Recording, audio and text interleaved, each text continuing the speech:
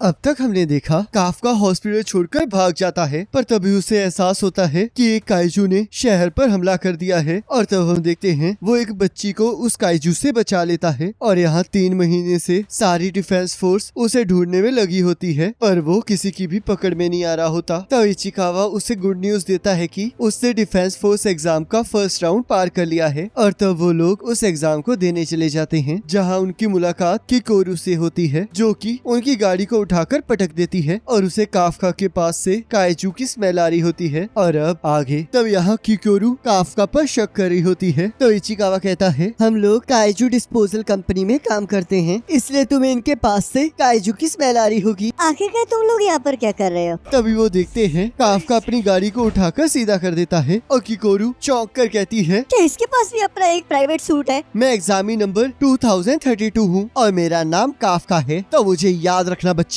मुझे तो लग रहा था कि एग्जाम बस एक फॉर्मेलिटी है, पर लगता है मजा आने वाला है। अब मैं तुम्हें दिखाऊंगी कि असली ताकत कहते किसे है, काफका। और वहाँ से चली जाती है। तो यहाँ इचिकावा गुस्से से कहता है, आपने तो अपनी पावर्स का कुछ ज्यादा ही जल्दी इस्तेमाल कर दिया। पर ये कितना कूल है ना कि मैंने बस उस पार्ट को ट्रांसफॉर्म किया जिसे वो देख नहीं सकती थी। या ये प्रॉब्लम नहीं है। तब वहाँ पर कुछ गार्ड्स आ जाते हैं और उन्हें वहाँ से जाकर टेस्ट देने के लिए कहते हैं। तो इचिकावा कहता है, अगर मैंने आपको अगली बार ऐसा करते हुए देखा तो मैं आपको घर भेज दूंगा। तब वो दोनों अंदर जाने लगते हैं। तब काफका सोचता है, मैं एक बार हार मान चुका हूँ, पर ये मेरा उसके साथ खड़े होने का आखिरी चांस है, तो इसलिए मैं इस बार हार नहीं मानने वाला। तब हम यहाँ देखते हैं टेस्ट स्टार्ट हो जाता है और काफका सोचता है, आखिरकार यह चल क्या रहा है, मेरी बॉडी तो बिल्कुल भी परफॉर्म नहीं कर रही है। मैंने तो बहुत ज्यादा ट्रेनिंग की थी और मैं तो रोज फिजिकल वर्क भी करता हूँ, तो आखिरकार ऐसा क्यों है। तब हमें कुछ टाइम पहले का सीन दिखाया जाता है, जहाँ काफका कहता है, सेकंड स्टेज 2 पार्ट्स में डिवाइडेड है, जिसमें एक फिटनेस टेस्ट है और दूसरा एप्टीट्यूड टेस्ट। एप्टीट्यूड टेस्ट एक ऐसा टेस्ट है जिसका कोई भरोसा नहीं है, इसमें तो कभी भी कुछ भी हो सकता है। तुमने सही कहा, तो इसका मतलब हमें फिटनेस टेस्ट में अच्छे मार्क्स लाने होंगे। तब यहाँ टेस्ट के दौरान काफका सोच रहा होता है कि पहले मैं बिलो एवरेज था, पर इस टाइम तो मेरे बुरे हालात हैं कि आप जब 30 के हो जाते हो तो आप इतने वीक हो जाते हैं। अगर मैं यहाँ पर अपनी पावर यूज करूंगा तो शायद मैं सबसे आगे पहुँच सकता हूँ, पर मैं इस टाइम क्या करूँ, मेरी बॉडी तो इस टाइम मूव करने का नाम ही नहीं ले रही है। और तब हम देखते हैं फिटनेस टेस्ट में काफका का रैंक 225 में से 219 आता है। तब किकोरू उसे अपना रैंक दिखाती है और हम देखते हैं वो 5th रैंक पर आई होती है। तुम तो कुछ मुझे दिखाने वाले थे ना? तब काफका को अपनी कही हुई बातों पर शर्माने लगती है और वो कहता है, प्लीज इस टाइम के लिए मेरा नाम भूल जाओ। तो इचिकावा कहता है, शुक्र है आपने अपनी काइजू की पावर यूज नहीं की, तभी ने यहाँ आने के लिए बहुत मेहनत की है, तो इसलिए मैं नहीं चाहता कि मैं पावर यूज करके चीटिंग करूँ। वैसे मुझे लगा था कि ये सब कुछ कहना कितना कूल होगा, तो मुझे तो पावर यूज कर लेनी चाहिए थी। मुझे तो टेस्ट को ट्राई किए हुए भी काफी साल हो चुके हैं, जिस वजह से मेरी फिजिकल फिटनेस बिल्कुल 0 हो चुकी है, पर आपका जो रैंक आया है उसके आने का सिर्फ ये एक रीजन नहीं है। तब यहाँ शोशिरो मीना से कहता है, ये इस बार के एप्लीकेंट्स की लिस्ट है और ये बहुत ज्यादा इंटरेस्टिंग लग रही है, पर मुझे नहीं लगता कि आपको काइजू को मारने के अलावा किसी और चीज में इंटरेस्ट होगा। तब मीना काफका की फोटो देखकर कहती है, मैं सुनना चाहती हूँ, तो बताओ आखिरकार वहाँ पर चल क्या रहा है? ये तो काफी रेयर है। और तब वो वहाँ के सारे कैंडिडेट्स के बारे में बताने लगता है। और यहाँ इचिकावा कहता है, ये पहला पर्सन है इजुमा, जिसने टोक्यो न्यूट्रलाइजेशन यूनिवर्सिटी में टॉप किया है और इसका फिटनेस रैंक 2nd आया है। और उसके बाद है फुरुहाशी, जो कि पावर से भरा हुआ है और इसका फिटनेस रैंक 3rd आया है। इसके बाद आता है कागुरागी, जो कि जापान ग्राउंड सेल्फ डिफेंस का राइजिंग स्टार है। इसने तो डिफेंस फोर्स में आने के लिए जापान की फोर्स का ऑफर भी ठुकरा दिया है और इसका फिटनेस रैंक 1 है। और ये लोग यहाँ पर ही खत्म नहीं होते, यहाँ पर और भी बहुत सारे लोग हैं जो कि इस बार बहुत अच्छा परफॉर्म कर रहे हैं। वैसे तो इन लोगों को इलाइट ऑफिसर बनने की कोशिश करनी चाहिए, पर ये लोग यहाँ पर फील्ड एजेंट्स बनने आए हैं, तभी ये लोग इतने अच्छे दिख रहे हैं। और अब बात करते हैं किकोरू की, जिस पर सभी लोगों का ध्यान है। ये कैलिफोर्निया न्यूट्रलाइजेशन यूनिवर्सिटी से 16 साल की उम्र में ही ग्रेजुएट हो गई थी, जिस वजह से ये सबसे यंगेस्ट ग्रेजुएट बनी। वो लोग तो इसे ऐसा ग्रेटेस्ट टैलेंट कहते हैं जो कि आज तक पैदा ही नहीं हुआ। तब हम देखते हैं सभी लोग यहाँ किकोरू के साथ कंपटीशन लड़ने के लिए बहुत ज्यादा एक्साइटेड हो रहे होते हैं। तब यहाँ किकोरू कहती है, तो आखिरकार तुम्हें पता लग ही गया कि मैं कितनी औसम हूँ। तब काफका कहता है, मुझे नहीं पता था कि तुम इतनी अमेजिंग हो। और तभी हम देखते हैं किकोरू के बॉडीगार्ड काफका को किकोरू को हाथ लगाने की वजह से मारने लगते हैं। तब किकोरू कहती है, ये दूसरी बार है जब तुम तुम सबके सामने छा रहे हो।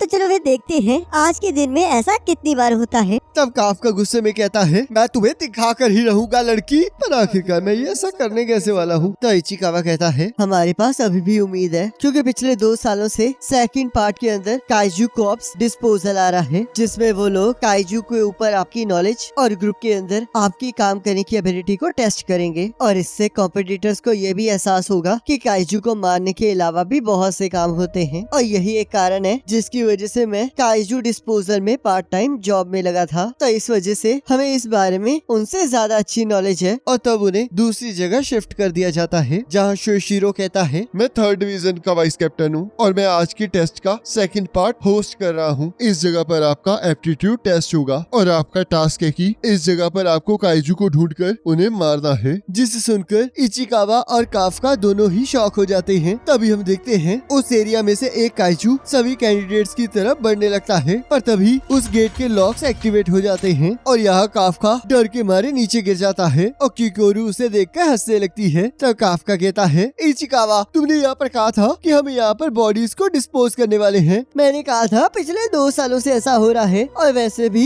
इसे देखकर मैं भी बहुत ज्यादा डिसअपॉइंट हुआ हूँ। तो शोशिरो कहता है, तो चलिए इसमें जाने से पहले आप सबको हम एक एक सूट देंगे। तब यहाँ पर इचिकावा अपना सूट पहन लेता है और हम देखते हैं वो सूट उसकी बॉडी के अकॉर्डिंग एडजस्ट हो जाता है। तो इचिकावा सोचता है, ये सूट तो मेरी बॉडी के साथ मिक्स होता जा रहा है और मुझे फील हो रहा है कि मेरी मसल स्ट्रॉन्ग हो रही है। तो शोशिरो कहता है, ये defence force kaiju compact suit है और ये काइजू की ऑर्गेनिक बॉडी से बना है, जो कि पहनने वाले की पावर को बहुत ज्यादा बढ़ा देता है। इस टाइम हमारे पास काइजू के अगेंस्ट इससे बेटर कोई वेपन नहीं है। तो यहाँ 3rd डिवीजन ऑपरेटर कोनोमी कहती है, अब जिन लोगों ने सूट्स पहन लिए हैं, मैं उनकी कॉम्बैट पावर को मुहैया करना स्टार्ट कर रही हूँ। रेनो इचिकावा सूट के 8% पावर को अनलीश कर पा रहा है, इज़ुमु 18%, आयोई 15%, इरुहाशी 14%। जिसे सुनकर फुरुहाशी थोड़ा डिसअपॉइंट हो जाता है। तो शोशिरो कहता है, आप इस टाइम अपने सूट की बस इतनी ही पावर को खींच पा रहे हो और अगर आप ट्रेनिंग भी कर लेते हो तब भी आप सिर्फ 20% पावर को ही खींच पाते हो। तो कोनोमी कहती है, हम तो बहुत ज्यादा लकी हैं कि हमारे पास बहुत से कैंडिडेट्स हैं जिनका परसेंटेज 10% से ज्यादा है। और रुको, किकोरू अपने सूट की 46% पावर को अनलीश कर पा रही है। और यहाँ पर सभी लोग ये सुनकर बहुत ज्यादा हैरान हो जाते हैं। तब शोशिरो सोचता है, ये तो अभी ही एक लीडर की लेवल जितनी हो गई है। तब कोनोमी कहती है, ये तो हिस्ट्री का सबसे ग्रेटेस्ट टैलेंट है। तब यहाँ इचिकावा अपनी 8% पावर को लेकर थोड़ा उदास हो जाता है। तब शोशिरो कहता है, इचिकावा इस तरह उदास होने की जरूरत नहीं है, क्योंकि अगर तुम पहली बार में ही अपने सूट की 8% पावर को यूज कर पा रहे हो तो इसका मतलब तुम बहुत अच्छा परफॉर्म कर रहे हो। और अगर मैं सच कहूँ, अगर तुम्हारा 0% नहीं आया है तो तुम पास हो गए हो। और ये अलग बात है कि मैंने आज तक कभी भी 0% देखा नहीं। तब कोनोमी कहती है, काफका अपने सूट की 0% पावर को अनलीश कर पा रहा है। तब सभी लोग ये सुनकर शॉक हो जाते हैं और शोशिरो हंसते हुए कहता है, आखिरकार इसके साथ क्या गलत हुआ है? मैंने तो ऐसा पहली बार देखा है। मुझे थोड़ा टाइम दीजिए, मैं अभी इसमें से पावर को अनलीश करने की कोशिश करता हूँ। क्या तुम मजाक करने लगे हो? ऐसा लग रहा है जैसे कि तुम वॉशरूम जाने वाले हो। ये बंदा तो सच में बहुत ज्यादा कमाल का है। मुझे तो ये बहुत ज्यादा पसंद आ रहा है, पर मुझे नहीं लगता ये पास होगा। आखिरकार मेरे साथ ऐसा क्यों हो रहा है? जरूर इसकी पावर को अनलीश करने की कोई ना कोई ट्रिक होगी। मुझे एग्जाम पूरा होने से पहले इस ट्रिक को ढूंढना ही होगा। तो किकोरू सोचती है, अब तुम मुझे गुस्सा दिला रहे हो काफका। जल्दी से मुझे वो पावर दिखाओ जो मैंने पार्किंग लॉट में देखी थी, क्योंकि बहुत जल्दी एग्जाम खत्म होने वाला है। तो शोशिरो वहाँ आकर कहता है, तो चलिए अब जब आप सभी लोगों ने अपने अपने सूट्स को पहन रखा है तो फाइनल टेस्ट स्टार्ट करते हैं। तब वो उन्हें उस जगह पर ले जाता है जहाँ पर बहुत सारे काइजू होते हैं और कहता है, यहाँ पर आपके टारगेट एक होंजू और 36 योजू हैं, जो कि यहाँ पर अलग अलग जगह पर बिखरे हुए हैं। इन काइजूस ने पिछली बार 16 लोगों को मार डाला था, तो इसलिए हमने इन्हें कैप्चर कर लिया ताकि हम इन्हें ट्रेनिंग के लिए यूज कर पाएं। और अब आप लोग एंटी काइजू वेपन्स के साथ इनके साथ लड़ेंगे। हम सभी लोग ड्रोन के जरिए आपकी मूवमेंट्स को ट्रैक कर रहे हैं और अगर हमें लगा कि आपकी लाइफ डेंजर में है तो हम आपके सूट की शील्ड ऑन कर देंगे। पर अगर आपके सूट की शील्ड ऑन हुई तो इसका मतलब होगा कि आप इस एग्जाम को फेल कर गए हैं। अगर मैं सच कहूँ तो मैं इस बात की गारंटी नहीं दे सकता कि आप नेक्स्ट पार्ट के लिए जिंदा भी रहेंगे या नहीं। तो इसलिए अगर आप सच में इसे एक्सेप्ट करना चाहते हैं तो आप सभी लोग आगे बढ़ सकते हैं। तब यहाँ पर सभी लोग लड़ाई के मैदान में कूद जाते हैं और हम देखते हैं कि कोरू सबसे आगे जाकर एक काइजू को मार डालती है और आगे बढ़ते हुए और भी काइजूस को मार रही होती है, जिसे देखकर सभी लोग हैरान हो जाते हैं। तब यहाँ काफका कहता है हमें भी आगे बढ़ना होगा, तो इसलिए पीछे मत रहो इचिकावा। ये तो मुझे कहना चाहिए था। मेरा सूट मेरी बिल्कुल भी हेल्प नहीं कर रहा, जिस वजह से मैं इस वेपन को उठा भी नहीं पा रहा। सिर्फ मैं जीरो हूँ जो ये समझ सकता है। इसे इस तरह कूल तरीके से कहने की क्या जरूरत है? पर अब हमें ये सोचना है कि अब हमें क्या करना चाहिए। हमारे पास किकोरू जितनी पावर नहीं है। तो शोशिरो कहता है सॉरी गाइस, मैं आप सभी को एक चीज तो बताना भूल ही गया। आज इस टेस्ट को देख रहे 3rd डिवीजन की कैप्टन मीना आशिरो आई है, तो इसलिए अच्छे से परफॉर्म करिएगा। तब मीना का नाम सुनते ही काफका को अपना वादा याद आता है और वो सोचता है किससे फर्क पड़ता है कि मैं 0 पर हूँ या नहीं। मुझे शांति से सोचना होगा क्योंकि ये मेरा आखिरी चांस है। इचिकावा, तुम्हें क्या लगता है हम पर ड्रोन से नजर क्यों रखी जा रही है? शायद आप सही सोच रहे हैं, क्योंकि अगर उन्हें यही चेक करना हो कि कितने काइजू मरे हैं, तो वो ये लोग सिर्फ सेंसर की मदद से भी तो कर सकते हैं। तुमने सही कहा, ये लोग सिर्फ हमारी एबिलिटीज को चेक ही नहीं कर रहे हैं, बल्कि ये भी चेक कर रहे हैं कि हम लोग सिचुएशन के अकॉर्डिंग कितनी जल्दी एडजस्ट हो जाते हैं। तो इसका मतलब जैसे कि हम सामने से नहीं लड़ सकते, तो हमें बाकी अटैकर्स की मदद करनी चाहिए। और तब वो लोग वहाँ पहुँच जाते हैं जहाँ इजोमो और आयोई एक काइजू को गोलियां मार रहे होते हैं। तब काफका उस काइजू को देखकर सोचता है ये तो वही काइजू है जिसे हमने लीडा क्लीनर्स के साथ मिलकर साफ किया था। तो मुझे समझ में आया इन्होंने हमें इतने सारे इक्विपमेंट्स क्यों दिए हैं। और तब वो उस काइजू की तरफ